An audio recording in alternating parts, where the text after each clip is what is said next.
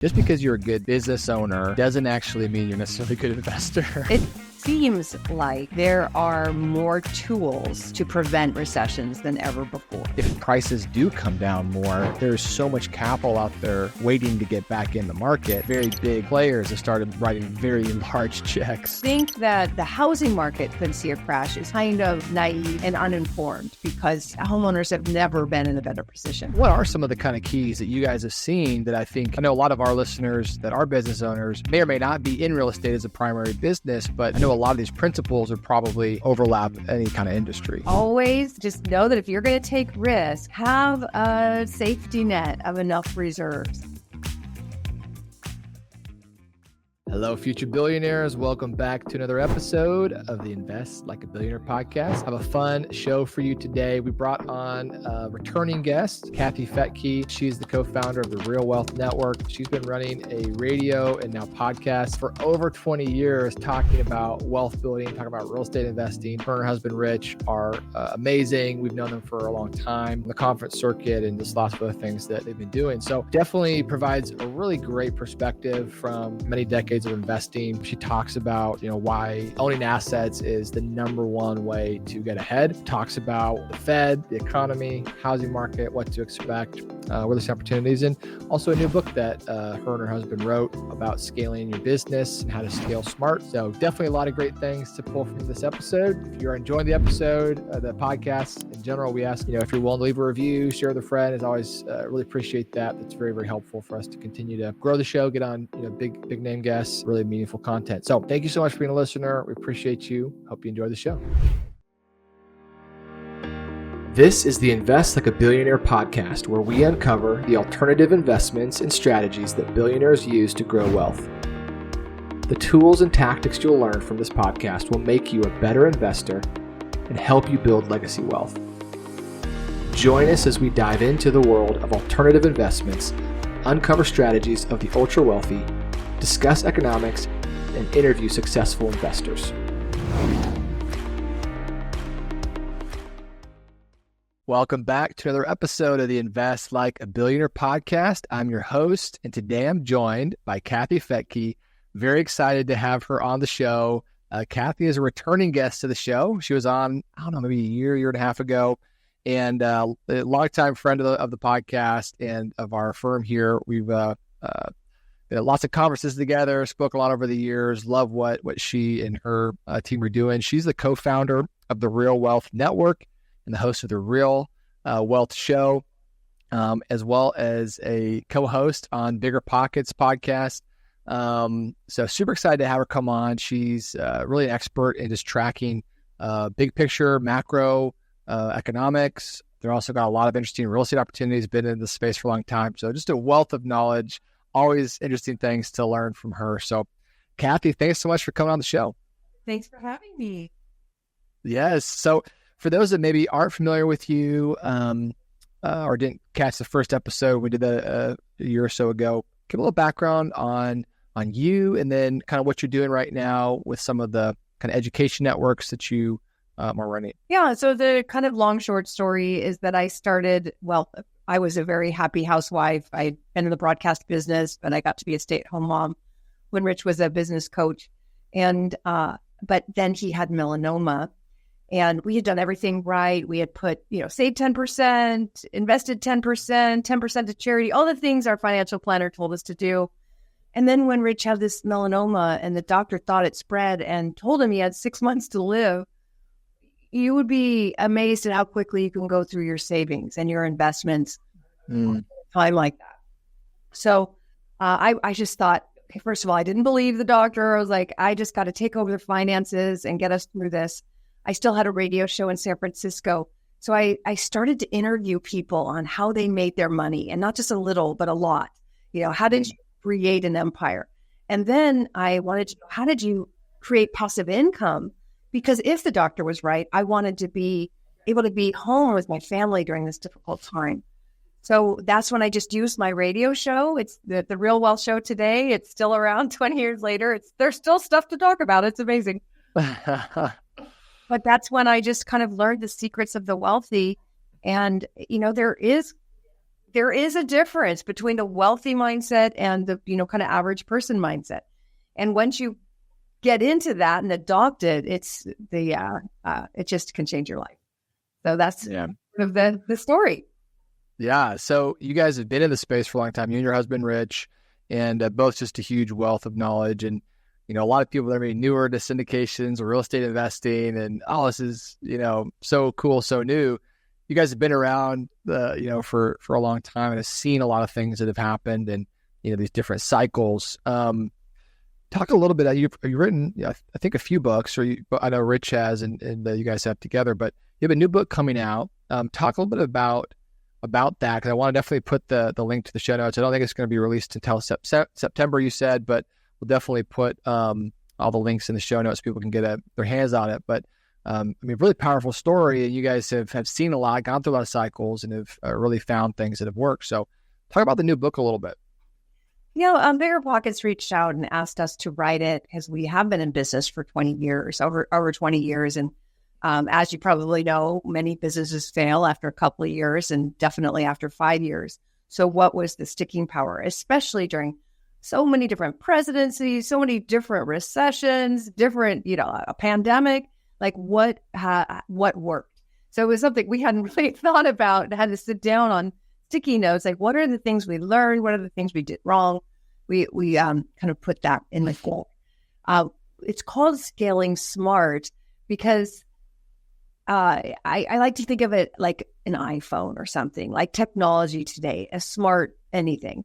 You could get an iPhone and for you, yours might be set up completely different than mine because it's based on our preferences. And too often, we don't know what our preferences are as business owners or investors. Like, what are we really trying to achieve here? How is this going to make our lives better and more simple? How's it going to really help us in the long run? It's funny. Too often, we just don't even ask these questions. It's like, oh, so-and-so invested in that. We'll do this. Or, I'm just going to, right. This. Then you find out you're working your life away and you wake up at 60 and you haven't, really lived. So it's called Scaling Smart to make sure that your investments and your business work for you so that you're not working for them for the rest of your life. Yeah.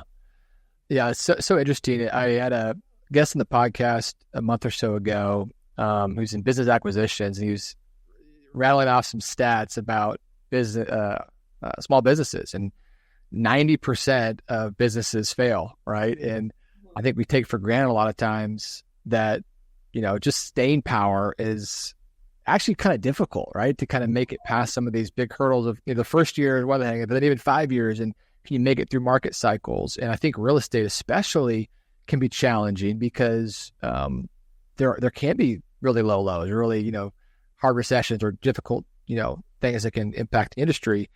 You have to give all the secrets away because we'll put the link in the show notes for people to read, but what are some of the kind of keys that you guys have seen that I think, I know a lot of our listeners that are business owners, may or may not be in real estate as a primary business, but I know a lot of these principles are probably, overlap any kind of industry. Oh, for sure. I mean, the number one, and I am super guilty of this is one of the things I learned over the years, that, how do I put it? You don't want to grow faster than you're ready. I've often seen investors. I had an investor come to me recently and say, I just got this big windfall. We sold a business. I've got all this money. I'm going to put it all in this syndication. And I was like, oh, no, you've heard about diversification, right? Nobody gets it perfect every time. You've got to diversify your money, never put it in one place. So that's kind of an example of, same thing in business, just going too big too fast. We saw a bunch of family investors just buying like crazy, buying a multifamily building, fixing it up, flipping it for millions and millions of dollars of profit, and then taking all that money and throwing it back on the table for another gamble and going bigger and bigger than they were ready for, bigger than they had the systems for. And again, I'm guilty. I got big too fast. My radio show took off before I was ready, before I knew how to invest. And opportunities came that I didn't really understand well enough.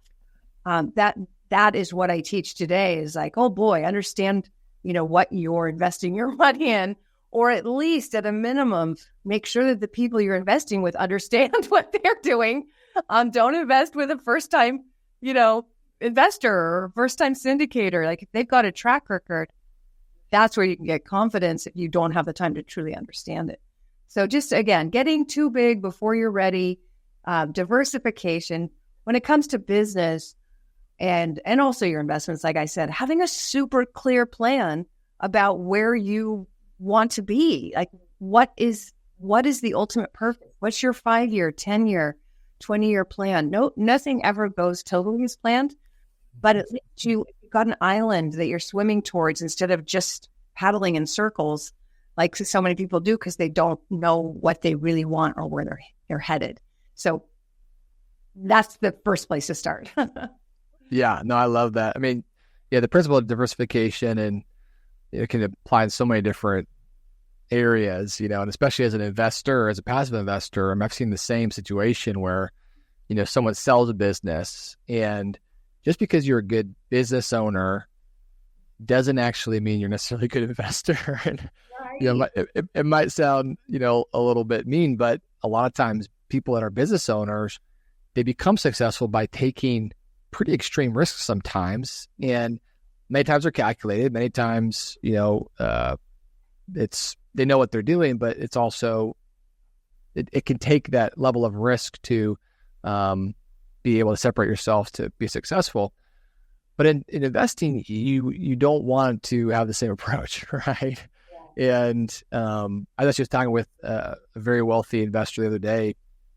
His multiple 9-figure net worth, he has a principle. He does not invest more than the minimum of any syndication or fund that he invests in. He could easily do the whole equity stack on probably most of these deals. He just does the minimum.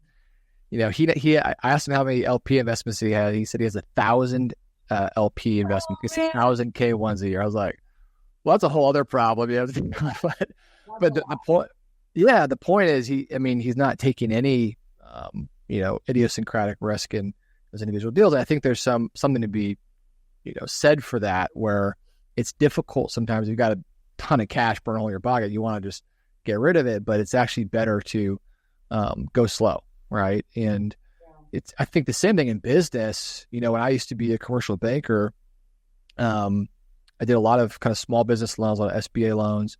And one of the other stats that was really interesting, I can't remember the exact number, but it was a large majority, somewhere like 70 to 80% of businesses that went out of business that failed, right? So we said 90% of startups will fail.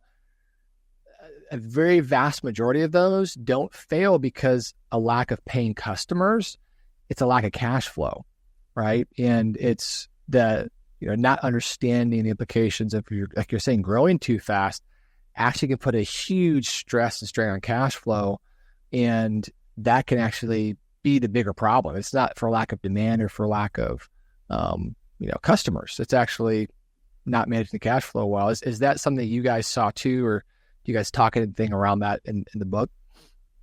It's all about the cash flow, right? Nothing is worse than not having cash flow, not having reserves. And I don't care if you're just running a household or you're running a business or you're investing or you're managing an investment. Things go bad when you don't have enough money to get to the finish line. And that unfortunately happened to me on several occasions. We have a development in Park City, for example. I just had an investor say, man, I thought this was going to be your best deal because it looked like it. It really looked like the best deal. And I'm so glad. I require people. I don't require. I suggest strongly that people only invest in my syndications because you just never know. With Park City, one of the things that we didn't know is that there would be a pandemic that would shut down our entire development for a year. And we have a development in Costa Rica. Didn't see that coming, that the entire country would shut its borders for a period of time. How do you move things forward in that situation? And then do you have enough reserves to get you through? And we didn't. We had to find creative ways to find the money. But this is, always just know that if you're going to take risks, have a safety net of enough reserves. I mean, Elon Musk has done great interviews on that. He was down to his last penny when he started. That was one, but and I think it was probably SpaceX that he was completely out of money, and then he got a call from the government, and they were ready to do a deal. But too often entrepreneurs do throw the dice and gamble a lot, and sometimes they win, but like you said, 90% times they don't. So investing in someone's business is probably the riskiest thing you can do. That's why I love real estate. It's a little less risky because you have an asset. There's always risk to it, but we've lost money probably 3 or 4 times just investing in someone's business that we believed in, and kind of figured we'd lose the money. You've got to sort of be. You could. It's okay to take risks as long as you're okay losing that money. Knowing right. Well, it's great. It'll be great. If it doesn't, oh well. Yeah. No, it makes a lot of sense. Let's shift a little bit, because one of your kind of expertise that you talk on a lot, and a lot of people, come to your shows and listen to you on, is your commentary in the market, right? And you're always talking about what's the Fed doing, what's the economy doing, what's housing looking like. Talk to some broad strokes. So as we sit right now, we're in beginning of August 2024. Actually, I think the Fed's about to have a meeting very shortly this afternoon. No. But talk a little bit more broadly on where we sit. What are kind of your expectations on we're in election year, interest rates, or everyone's hoping that they do a rate cut later this year. Talk kind of some broad strokes here for us. Yeah, sure. I mean, it really just comes down to, we had a pandemic, the world was shut down, then it had to get started up again. It takes a while to get machines up and running, and people up and running. So a lot of the job growth that we've seen over the past few years has been a return to jobs, but it doesn't reflect that way in the job data. It's just like, oh, we have lots of jobs, as opposed to we're getting back the jobs we lost during COVID, along with growth. So the bottom line is, right now, we are where we would be job growth wise had there been no COVID. But because it looked so robust over the last few years, there was a belief that we had a really, really hot economy, where it was just, we're getting back to normal. So the best way that I could describe today and right now is we're back to normal. But when you come from a return of jobs back to normal, it looks a lot like things are slowing down. So you're going to see more and more reports saying that, there's less job growth. And it's like, great, because we had too much job growth. Right. We had so much job growth that for a time there were more jobs than people that wanted them. Then employers have a hard time, as we know, finding employees. And to find employees, they have to pay more. That creates inflation. So that whole cycle, I think we're done. We're done with all of that. We're back to normal. The question is, can the Fed land this plane? This is a tough plane to land. People keep saying, I think they are. It looks like at this moment, they're going to land the plane, meaning that inflation has come down, inflation that was really generated from the pandemic, partly because you had factories shut down, yet people still want those goods. Then we're passing out money to people. They have money, but there's nothing for them to buy. So it's like, lots of money chasing few goods creates inflation. So again, that has been resolved because factories are back up and running, and the stimulus has hopefully stopped somewhat. So that's over. But we also had $7 trillion created during 18 months. That's the amount of money that was circulating in 2007. $7 trillion was thrown into our economy. So of course it's going to create inflation. Of course it's going to throw off the numbers. So we saw the Fed really slam on the brakes after seeing that, I guess if we create that money, it will have an impact. Hopefully, it would be better if they raise rates, or if they cut rates today. They're probably not going to. Other countries already have. They're already on board with that. We're probably not going to see rate cuts to September.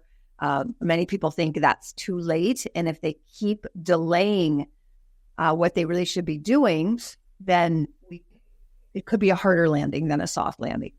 Let's put it that way. You can't fight market rates, and they're kind of holding rates higher for longer than they probably should. So fingers crossed that they'll get it right. They don't usually. They're usually either too late. They're usually too late to the game. They were too late to the game in hiking rates, and probably too late. But in this moment, right now, things are pretty good. They're coming in for a good landing. If they could just handle the brakes from here, that'd be really good. Yeah, no, it's so interesting, and it'd be so interesting to listen to this episode a few months from now, because I think so much is kind of hinging on what does that September, is there a rate cut in September? And it's a great point. A lot of people thought the Fed should have reacted a lot quicker, when inflation started, putting out these screechingly high numbers. And now that we've had some good readings and things seem to be going the right direction, will they hold on a little longer, and so it's definitely not a role that I have envy for not being in, but hopefully they will, react quicker, as they start to see some things. And, I was talking with someone the other day where they're mentioning, usually, like you said, the Fed is too late to react, both on the upswing and on the downswing on the rates. But a lot of times, if they're late, the rate cuts will precipitate a little faster because they have to kind of catch up, right? So we had a very, very rapid ascent of rates because they were late. And so it's possible, if they do wait a little bit long, based on history, and that's not a perfect predictor, but it might actually precipitate a much faster rate cut environment if things start to get concerning. Yeah. So that really affects more short-term rates. It's not mortgage rates, what we're talking about. So it absolutely affects commercial real estate, which is normally on adjustable rate. Not all, but most commercial properties are. Whereas in the residential sector, the housing market of 1 to 4 units, most people today, as opposed to 2008, most people today are on fixed rate mortgages. So they're really feeling any of this. In America, really alone. Other countries like Canada, they've been on these adjustable rates, and they're kind of feeling what we all felt in 2008 when most homeowners were on adjustable. Their rates adjusted, they couldn't pay it. That's the commercial world today. The rates adjusted is throwing a lot of commercial deals off. And construction, it's just like, I had this great business plan, and now the payments are so working anymore. A lot of construction deals just didn't get done, like mine are struggling because, wow, what a difference from, 2% to 6, 7, 8% on those loans. The bigger the deal, the harder that is to swallow. So, but residential, and this is where so many YouTubers are getting it wrong. Residential, people who own homes are on the party boat. There's no distress there. That's right. They have the lowest payment to income ever in history, in our history. They have the highest equity. They have fixed payments. They have had to qualify for those payments. There are very few on adjustable rates. Any silly headlines that say, "Oh my gosh, adjustable rates are up and coming due on a residential," absolutely not. They're mostly fixed. So to think that residential, the housing market could see a crash is kind of naive and uninformed, because homeowners have never been in a better position. However, the people trying to get on the party boat, the home buyers, and there are at least 15 million millennials today. There's 72 million millennials, but 15 million of them are first-time home buyer age. They'd really like to get on that party boat. They're having kids. They've got dogs. They don't want to live in downtown apartments anymore. They don't want to live with mom and dad or with their roommates. They want to form a home, and they're swimming after that boat, and it's getting harder and harder for them. And that's tragic. That's hard. So as we go into this cycle of this rate cutting cycle, hopefully that will also affect mortgage rates, that will hopefully come down and allow a few more people onto the boat Won't be everybody, but every time they lower rates, there's a few more million people that can get into the market. And then hopefully all these crazy headlines about a housing crash will go away so people have more confidence getting in. Because over time, we've seen the greatest wealth is created in real estate and assets, basically. Yeah. A lot of this extra money that's floating around is going into assets and into the stock market. So if you're not on the asset train, you're dealing with inflation and not on your assets. If you've got assets, you've got inflation, and that's okay because they're going up in value. Well, you're just paying more for stuff, and that's no fun. Yeah, no, I think it's a great point. I think I'm definitely aligned there on expectations for residential, and I've talked to a lot of people that have been sitting on the sidelines. They're kind of waiting to get in the market. Yeah. And like, I'm just going to wait for the prices to come down or for the big correction to have. And it's, we had a big recession or a big correction in housing, back in 2008, 2009. So we're probably due for one of those. And, there's been a little correction, but to your point, because so many people are sitting on such low interest rate mortgages that are historically, some of the lowest rates we've ever seen, they're not incentivized to sell anytime soon. So it's restricting supply. Meanwhile, new construction is not keeping up with demand. So you got to look at fundamentals of supply and demand alongside of interest rate and market dynamics. But, I'm with you. I think if you're trying to get in now. You probably should have got it last year or the year before that. But, it's, the cost of entry is high and maybe the payment's a little bit higher, maybe the down payment's a little bit higher, but you got to do it because it's the cost to get in and not to be on the party boat, to what you said. Yeah, I mean, right now, because there is still a lot of misinformation out there. There's still a lot of people that think there's going to be a housing crash. They just don't understand the fundamentals of it, that there's a massive amount of people that want to get it, want to buy homes, and there's not enough supply and then you've got hardly any distress in the housing market. So it just doesn't work that way. The prices won't just come down because people feel like selling their home for less than they paid for it. It doesn't work that way. Yeah. Going back to the interest rate. So, we've had a inverted yield curve for a long time, where basically short-term rates are higher than long-term rates. That in most instances in the past has predicted a recession or kind of precedes a recession. What's your opinion? Do you feel, kind of your earlier point, that we might have the soft landing that the Fed is hoping for? Do you feel it's inevitable that we have a recession? If we do have a recession, what does that maybe look like? Whether it's in housing or commercial real estate or otherwise, what do you feel like we're in the clear? As of today, things feel pretty good. What are the, external risks out there that could create a bigger recession? And, or do you think we're in the clear as of right now?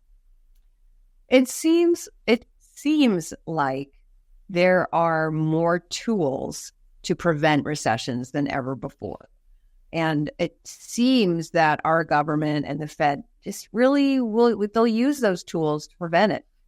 I think a recession could actually be a good thing in terms of resetting values and making it more affordable, but I just don't believe that will happen. It's too easy to just print our way out of it. And that's what we've done. And we have no choice anymore as a country. You saw that our national debt's up to a new record level and nobody wants to cut anything. We don't have enough money to tax people to get through this. So the only solution that the government has is to continue to inflate the money supply, to continue to print. And every time it's more and it's more and it's more because they have no option.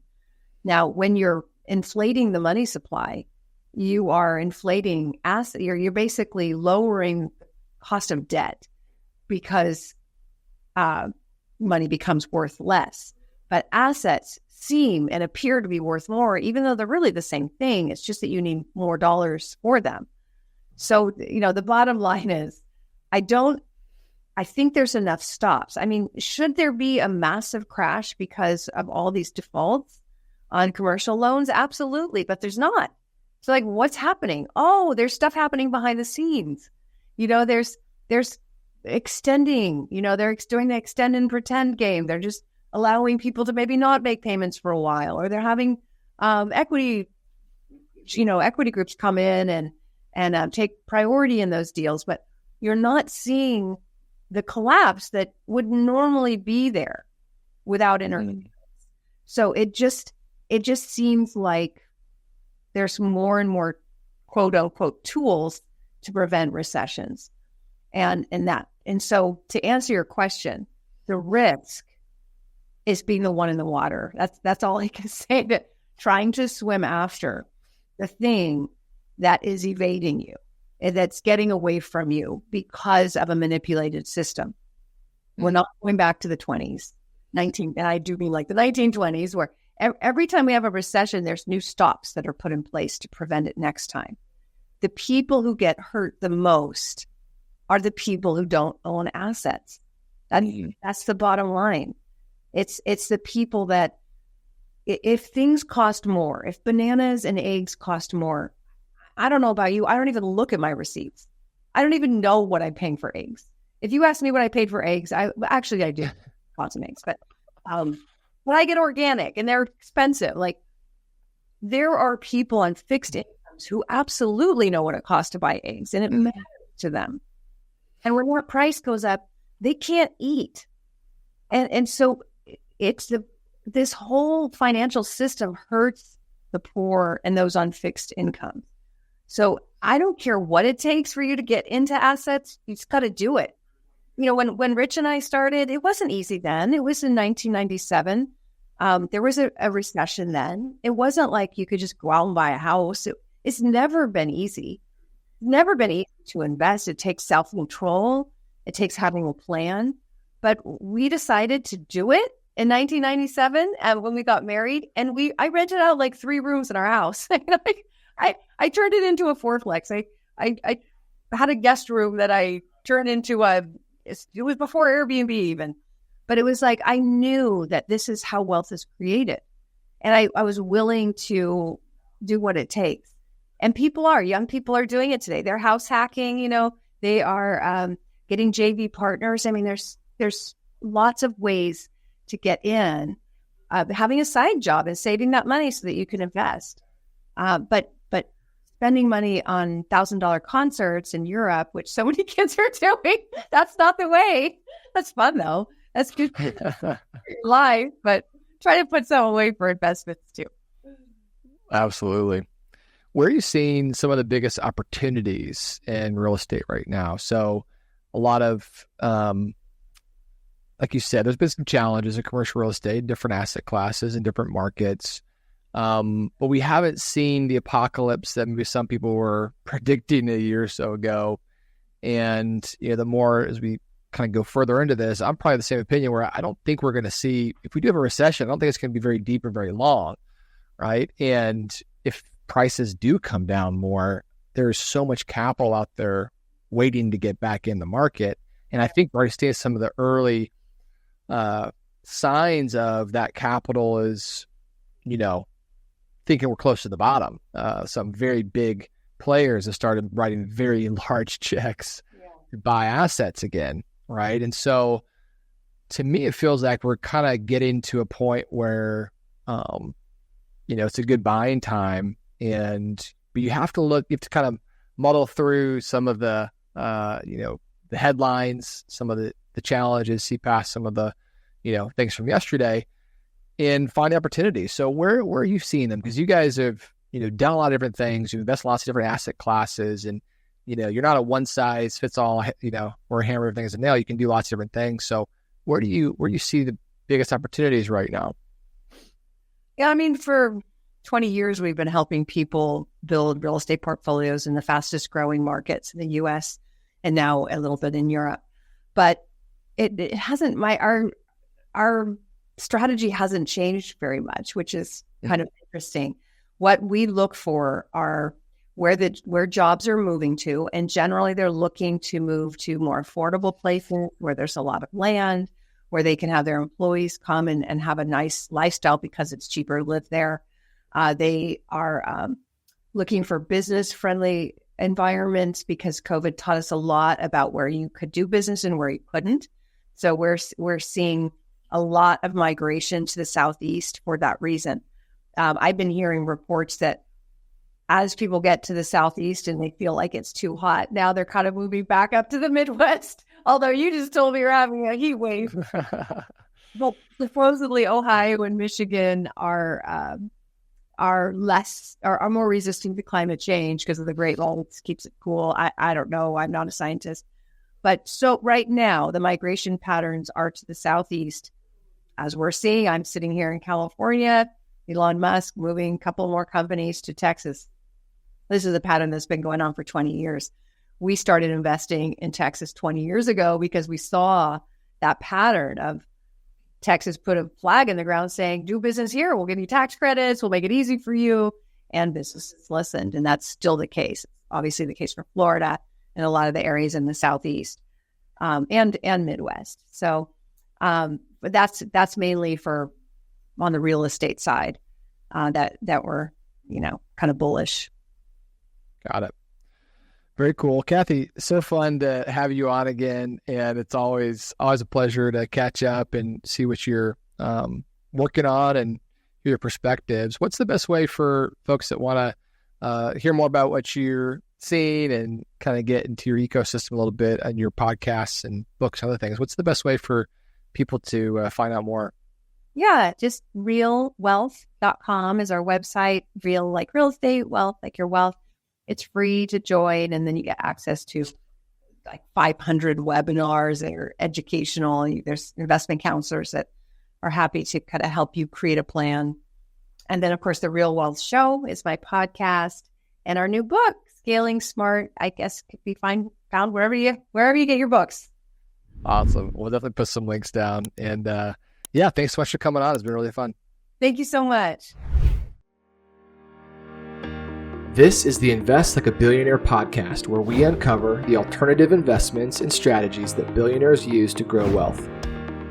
The tools and tactics you'll learn from this podcast will make you a better investor and help you build legacy wealth. Join us as we dive into the world of alternative investments, uncover strategies of the ultra wealthy, discuss economics, and interview successful investors.